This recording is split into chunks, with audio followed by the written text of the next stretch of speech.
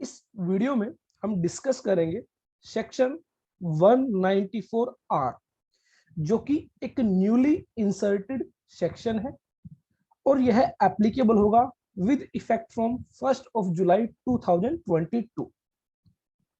अगर हम इस सेक्शन की बैकग्राउंड की बात करें तो यह जो सेक्शन है फाइनेंस बिल 2022 के जरिए प्रपोज किया गया और फाइनेंस एक्ट 2022 के जरिए इसको नोटिफाई किया गया और यह 1 जुलाई 2022 से एप्लीकेबल हो जाता है। तो इनकम टैक्स के अंदर जो income from business and profession है, जिसे सेक्शन 28 गवर्न करता है, दैट मींस सेक्शन 28 जो डिफरेंट इनकम्स है, जो बताता है income under the head business और प्रोफेशन टैक्सेबल होती है। तो उन्हीं इनकम के अंदर सेक्शन 28 क्लोज 4 में बताया गया है कि अगर कोई भी व्यक्ति कोई बेनिफिट या कोई परक्विजिट रिसीव करता है ड्यू टू हिज बिजनेस और प्रोफेशन, तो वो बेनिफिट या फिर वो परक्विजिट टैक्सेबल होगी income under the head business और प्रोफेशन। बेनिफिट मॉनेटरी भी हो सकता है, नॉन मॉनेटरी भी हो सकता है, और जनरली परक्विजिट्स का मतलब है फैसिलिटीज। तो अगर कोई बेनिफिट अराइज होता है, कोई फैसिलिटीज आपको मिलती है ड्यू टू योर बिजनेस और प्रोफेशन, तो वो जो रेसिपिएंट है उसके हाथ में income under the head business और प्रोफेशन टैक्सेबल होती है। फॉर एग्जाम्पल, मान लीजिए मिस्टर वाई है जो कि एक रिटेलर है और मिस्टर एक्स है जो कि एक होलसेलर है। तो मान लीजिए जो मिस्टर एक्स है वो सर्टेन गुड्स जो है वो मिस्टर वाई को सेल करते हैं और मिस्टर वाई इन गुड्स को फर्दर जो कस्टमर है, कंज्यूमर है, उनको सेल करते हैं। तो मिस्टर एक्स ने एक टारगेट दिया लेट्स से कि अगर mister Y during the year 50 lakh rupees या इससे ज्यादा की गुड्स परचेज करेंगे तो उन्हें एक बाइक जो है वो गिफ्ट की जाएगी। और during the year mister Y जो है 50 लाख रुपए से ज्यादा की जो गुड्स हैं वो परचेज कर लेते हैं और बदले में उन्हें यह जो बाइक है वह गिफ्ट कर दी जाती है by mister X to mister Y. अब मिस्टर एक्स क्या करते हैं, इस गिफ्ट को एज एन एक्सपेंस क्लेम करते हैं एज सेल्स प्रमोशन एक्सपेंसेस। लेकिन जो मिस्टर वाई है वो इस गिफ्ट को इनकम अंडर द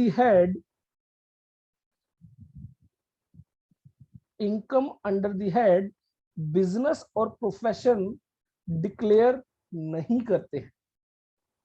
तो ऐसे में गवर्नमेंट ने देखा बहुत सारे इंस्टांसेस ऐसे हैं जहां पर जो व्यक्ति बेनिफिट ले रहा है या जिसको परक्विजिट मिल रही है वो उस बेनिफिट या परक्विजिट को डिक्लेयर नहीं करता है एज हिज इनकम। तो इसके लिए एक नया सेक्शन इंट्रोड्यूस किया गया, सेक्शन 194 आर। और इस सेक्शन के जरिए बेसिकली यह कहा गया कि जो मिस्टर एक्स हैं वो क्या करेंगे, इस बेनिफिट पर, इस परक्विजिट पर टीडीएस डिडक्ट करेंगे। कितना TDS? At the rate of 10%। और यह टीडीएस गवर्नमेंट को डिपॉजिट करेंगे। अब गवर्नमेंट को ऐसे में यह पता चल जाएगा कि मिस्टर वाई को क्या बेनिफिट, क्या परक्विजिट मिला है और क्या मिस्टर वाई ने वो बेनिफिट, वो परक्विजिट अपनी इनकम के तहत डिक्लेयर किया है या नहीं किया है। तो यह ट्रेस करने के लिए कि जिन लोगों को कोई बेनिफिट या परक्विजिट मिलता है ड्यू टू हिज बिजनेस और प्रोफेशन, क्या उन्होंने सही सही वो बेनिफिट या परक्विजिट अपनी इनकम के तहत डिक्लेयर किया है या नहीं, इसके लिए यह सेक्शन बेसिकली इंट्रोड्यूस किया गया। अगर आप मेमोरेंडम एक्सप्लेनिंग फाइनेंस बिल 2022 को रीड करेंगे तो वहां पर बताया गया, as per clause 4 of section 28 of the act, the value of any benefit or perquisite, whether convertible into money or no, तो हो सकता है वह बेनिफिट आप मनी के तहत कन्वर्ट कर सकते हैं या फिर in the form of kind he आप उसको यूज करते हैं। अराइजिंग फ्रॉम बिजनेस और exercise of profession is to be charged as business income in the hands of the recipient, जो रेसिपिएंट है उसके हैंड्स में वो बिजनेस इनकम ट्रीट की जाती है। However, in many cases, such recipient does not report the benefits in their return of income, leading to furnishing of incorrect particulars of income. तो basically काफी सारे लोग क्या करते थे, उस बेनिफिट को, उस परक्विजिट को डिक्लेयर ही नहीं करते।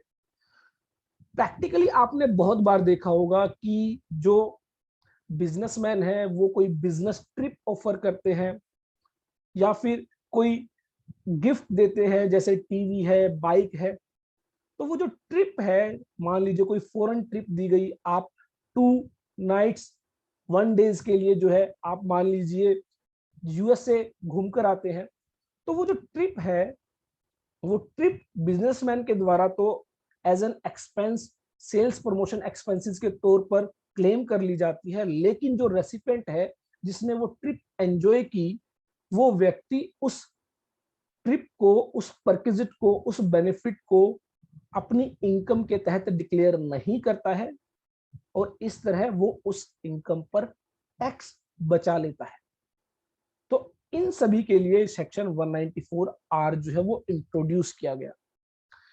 Accordingly, in order to widen and deepen the tax base, it is proposed to insert a new section 194R to the act to provide that the person responsible for providing to a resident any benefit or perquisite, whether convertible into money or not, arising from carrying out a business or exercising of a profession by such resident, shall, before providing such benefit or perquisite as the case may be to such resident, ensure that tax has been deducted।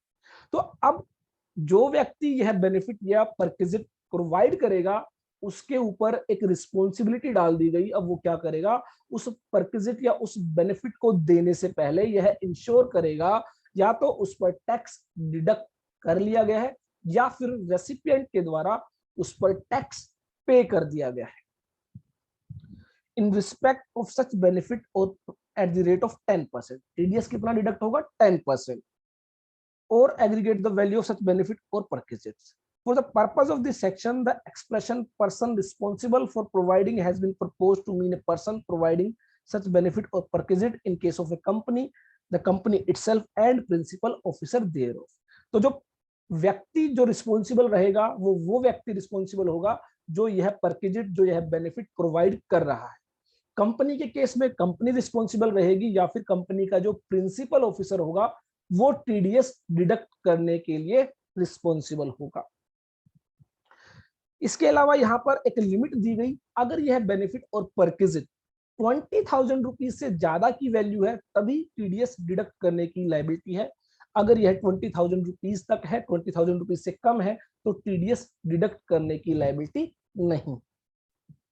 तो section basically कहता है any person responsible for providing to a resident, तो जो recipient होना चाहिए वो resident होना चाहिए। In case of non resident section 194R applicable नहीं होगा। Any benefit or perquisite whether convertible into money or not, तो कोई ऐसा बेनिफिट परक्विजिट जो मनी की फॉर्म में कन्वर्ट हो जाता है वो भी इंक्लूड होगा और जो मनी की फॉर्म में कन्वर्ट नहीं होता है वो भी इंक्लूड होगा। अराइजिंग फ्रॉम बिजनेस और the exercise of a profession, तो जो बिजनेस या प्रोफेशन की वजह से जो बेनिफिट या परक्विजिट अराइज होती है bye such resident, shall before providing such benefit or perquisite, इस benefit और perquisite को provide करने से पहले, as the case may be, to such resident ensure that tax has been deducted in respect of such benefit or perquisite at the rate of 10% of the value or aggregate value of such benefit or perquisite. तो मान लीजिए एक से ज्यादा benefit है, एक से ज्यादा परक्विजिट है, उन सभी की कुल मिलाकर जो वैल्यू होगी वो आपको कंसीडर करनी है। अगर मान लीजिए पार्टली इन कैश है, पार्टली इन काइंड है, तो कैश वैल्यू प्लस जो काइंड है उसकी वैल्यू जो है डिटरमाइन की जाएगी और दोनों को क्लब करने के बाद जो वैल्यू होगी उस पर टीडीएस डिडक्ट किया जाएगा। अब उसके बाद मान लीजिए जो कैश वैल्यू है वो है लेट से 50,000 रुपीज प्लस एक वॉच जो है वो गिफ्ट की गई काइंड में है, तो मान लीजिए उसकी वैल्यू है 25,000 रुपीज। तो इस तरह टोटल वैल्यू हो जाती है 75,000 रुपीज। तो टीडीएस डिडक्ट होगा 7,500 रुपीज। तो दैट मीन्स कैश वैल्यू में से 7,500 रुपीज डिडक्ट करने के बाद 42,500 रुपीज कैश पे किया जाएगा और 25,000 रुपीज की जो वॉच है वो प्रोवाइड की जाएगी। अब मान लीजिए कैश वैल्यू है ही नहीं, सिर्फ और सिर्फ काइंड वैल्यू है, तो ऐसे में टीडीएस कैसे डिडक्ट किया जाएगा? तो इसके रिगार्डिंग कहा गया कि जो व्यक्ति है, जो भी है परक्विजिट या बेनिफिट दे रहा है, वो इंश्योर करेगा कि रेसिपिएंट के द्वारा टैक्स पे कर दिया गया है, provided that in a case where the benefit or perquisite, as the case may be, is wholly in kind or partly in cash and partly in kind, but such part in cash is not sufficient to meet the liability of deduction of tax in respect of whole of such benefit or perquisite, the person responsible for providing such benefit or perquisite shall, before releasing the benefit or perquisite, ensure that tax required to be deducted has been paid in respect of the benefit or perquisite। तो यह benefit or perquisite release करने से पहले, provide करने से पहले ensure करना होगा उस पर जो टैक्स है वो पे कर दिया गया है। तो इसके लिए क्या किया जा सकता है, एक डिक्लेरेशन जो है रेसिपिएंट से ली जा सकती है, और जो चालान है, मान लीजिए एडवांस चालान की फॉर्म में पे किया गया है, तो एडवांस चालान की कॉपी भी ली जा सकती है। और जब जो प्रोवाइडर है, जो यह बेनिफिट या परक्विजिट प्रोवाइड कर रहा है, वह अपनी टीडीएस रिटर्न फाइल करेगा, तो उसके अंदर वह डिक्लेरेशन और वो जो चालान की डिटेल है वो फिल करेगा कि उस परक्विजिट पर, उस बेनिफिट पर वो टैक्स पे कर दिया गया है। अब वो टैक्स चाहे प्रोवाइडर पे करे, चाहे जो है रेसिपिएंट पे करे, टैक्स पे होना चाहिए। यहाँ पर यह नहीं कहा गया है कि जो टैक्स है वो रेसिपिएंट पे करेगा, यहाँ पर कहा गया है कि टैक्स पे हो जाना चाहिए। यह कौन इंश्योर करेगा? प्रोवाइडर इंश्योर करेगा, क्योंकि लायबिलिटी किसकी है? प्रोवाइडर की लायबिलिटी है कि टीडीएस डिडक्ट हो। अगर मान लीजिए पूरा का पूरा जो गिफ्ट है, पूरा का पूरा जो बेनिफिट है वो काइंड की फॉर्म में है, तो काइंड की फॉर्म में होने से टीडीएस कैसे डिडक्ट किया जाएगा? आप 25,000 रुपीज की वॉच अगर किसी को दे रहे हैं, तो उस वॉच से आप कैसे टीडीएस डिडक्ट करेंगे? क्योंकि वो तो in the form of kind है, वहां पर आप कैश पोर्शन तो रिटेन कर नहीं सकते। तो ऐसे में जो है, जो प्रोवाइडर है वो इंश्योर करेगा, या तो रेसिपिएंट से टैक्स पे कराएगा और उस टैक्स की चालान की कॉपी मिलने के बाद उस गिफ्ट को उसको जो रेसिपिएंट को जो है प्रोवाइड करेगा। तो इसके लिए कहा गया कि अगर होली इन काइंड है या फिर partly in cash partly in kind है, और जो कैश पोर्शन है वो सफिशिएंट नहीं है कि टीडीएस डिडक्ट किया जा सके, तो ऐसे में जो भी व्यक्ति है बेनिफिट और परक्विजिट प्रोवाइड कर रहा है, वो इंश्योर करेगा उस पर वो टीडीएस जो है डिडक्ट कर लिया गया है, उस पर वो जो टैक्स है वो पे कर दिया गया है। Provided further that the provision of this section shall not apply in case of a resident where the value or aggregate value of the benefits or perquisites does not exceed 20,000 rupees। जहां पर 20,000 rupees तक benefit की value है, perquisite की value है, तो वहां पर टीडीएस डिडक्ट नहीं होगा। 25,000 रुपीज से ज्यादा की वैल्यू पर ही टीडीएस डिडक्ट होगा। उसके अलावा यहाँ पर एक और लिमिट लगाई गई कि जो प्रोवाइडर है, जो यह बेनिफिट, जो यह गिफ्ट दे रहा है, उसके केस में यह तभी एप्लीकेबल होगा जब वो व्यक्ति अगर इंडिविजुअल है और हिंदू अनवेडिड फैमिली है और उसकी टोटल सेल, ग्रोस रिसीट्स और टर्नओवर जो है वो 1 करोड़ रुपीज से एक्सीड नहीं करती है in the preceding financial year, पिछले फाइनेंशियल ईयर के अंदर, और इन case of a professional 50 lakh rupees से ज्यादा एक्सीड नहीं करती है उसकी ग्रोस रिसीट। तो दैट मीन्स जो कंपनी है, पार्टनरशिप फर्म है, उनके केस में तो एप्लीकेबल होगा ही होगा यह प्रोविजन, लेकिन इंडिविजुअल और एचयूएफ के केस में सेक्शन 194 आर तभी अट्रैक्ट होगा जब जो बेनिफिट प्रोवाइड करने वाला है, जो परक्विजिट देने वाला है, अगर उसकी टर्नओवर ग्रोस रिसीट्स 1 करोड़ रुपए से ज्यादा रही हो पिछले साल के अंदर, पिछले फाइनेंशियल ईयर के अंदर, और इन case of a profession 50 lakh रुपए से ज्यादा उसकी ग्रोस रिसीट्स रही हो, तभी उसको टीडीएस डिडक्ट करने की रिक्वायरमेंट है, अदरवाइज उसको टीडीएस डिडक्ट करने की रिक्वायरमेंट नहीं है। तो फॉर एग्जांपल अगर मान लीजिए मिस्टर एक्स की टर्नओवर पिछले फाइनेंशियल ईयर के अंदर लेट से 70 लाख रुपीस है, तो ऐसे में अगर वो 80,000 रुपीज का परक्विजिट या बेनिफिट देता है रेसिपिएंट को, तो उसको टीडीएस डिडक्ट करने की लायबिलिटी नहीं। तो ये बेसिकली जो है कुछ कंडीशंस है। इसके अलावा कहा गया कि हो सकता है गवर्नमेंट को अगर लगता है कि सेक्शन 194 आर इंप्लीमेंट करने में कोई दिक्कत आ रही है, तो इसके लिए गाइडलाइंस इशू की जा सकती है। तो सेक्शन 194 आर यहाँ पर कंप्लीट हो जाता है, लेकिन सेक्शन 194 आर जो है बहुत सारे सवाल यहाँ पर छोड़ देता है। जैसे कि यह 1 जुलाई 2022 से एप्लीकेबल हो रहा है, तो जो 20,000 रुपए की लिमिट है वो 1 जुलाई 2022 से ली जाएगी या 1 अप्रैल 2022 से ली जाएगी, क्योंकि हमारा फाइनेंशियल ईयर स्टार्ट होता है 1 अप्रैल से, और ऐसे में यह सेक्शन एप्लीकेबल हो रहा है 1 जुलाई से। तो 20,000 की जो लिमिट काउंट की जाएगी वो 1 अप्रैल से की जाएगी या 1 जुलाई से की जाएगी। इसके अलावा जो यहाँ पर बात आती है, अगर जो कंसिडरेशन है, अगर जो परक्विजिट और बेनिफिट है वो इन दी फॉर्म ऑफ काइंड है, तो ऐसे में उसकी वैल्यू कैसे डिटरमाइन की जाएगी। इसके अलावा एक और सवाल है, अगर मान लीजिए कोई परक्विजिट, कोई बेनिफिट 1 जुलाई से पहले दिया जा चुका है, तो क्या उस पर भी टीडीएस अट्रैक्ट होगा या नहीं होगा। इसके अलावा और काफी सारी जो है बातें हैं जो यहाँ पर क्लियर नहीं हो पाती है। तो इसके लिए एक सर्कुलर जो है इशू किया गया by the CBDT, central board of direct taxes के द्वारा एक सर्कुलर जो है इशू किया गया, जिसके अंदर बहुत सारी बातें जो है वो बताई गई। तो जैसे कि फॉर एग्जांपल अगर मान लीजिए अगर आप किसी कस्टमर को कैश डिस्काउंट देते हैं, ट्रेड डिस्काउंट देते हैं, तो क्या इस डिस्काउंट को भी बेनिफिट या परक्विजिट के तहत कवर किया जाएगा, क्या इस पर भी टीडीएस डिडक्ट करने की बात होगी। तो ऐसे बहुत सारे सवालों के जवाब उस सर्कुलर के अंदर दिए गए हैं।